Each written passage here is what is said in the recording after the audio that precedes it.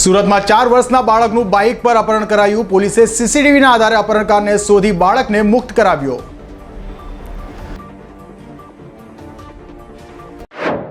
પોક રસિયાઓ માટે માઠા સમાચાર. માવઠા અને ભૂંડના ત્રાસને કારણે પોકના પાકને નુકસાન. ગત વર્ષ કરતા ભાવ 100 રૂપિયા સુધી વધી 600 રૂપિયા સુધી થઈ ગયા. વાલીઓ માટે રાહતના સમાચાર. ગયા વર્ષે એડમિશન રહી ગયું હોય તો આ વર્ષે થશે એડમિશન. બાળકની વય મર્યાદામાં ફેરફાર. આરટીઈ હેઠળ બાળકને 5 વર્ષની જગ્યાએ હવે 6 વર્ષ પ્રવેશ મળશે.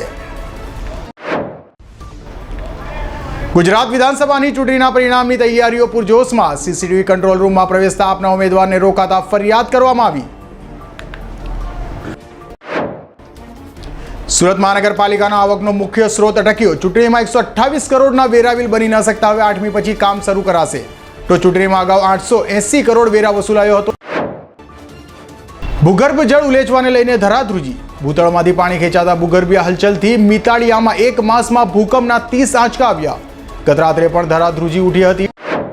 કોરોના બાદ હવે ઓરીની ચિંતા. અમદાવાદ ગાંધીનગરમાં ઓરીના કેસો વધતા WHO રાજકોટમાં તપાસ માટે ટીમ મોકલી. ગત મહિને રાજકોટમાંથી લેવાયેલા 120 સેમ્પલોમાંથી 5 કેસમાં ઓરી દેખાયા. સીસીટીવીમાં કેદ થયું સુરતમાં મોત.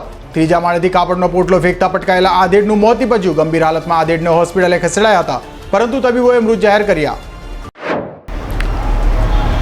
વિદેશી પ્રતિબંધિત વસ્તુઓનું સુરતમાં વેચાણ. રાંદેરમાંથી વિદેશી સિગારેટ ઝડપાઈ. પોલીસે પ્રતિબંધિત સિગારેટના જથ્થા સાથે એકને ઝડપી પાડ્યો.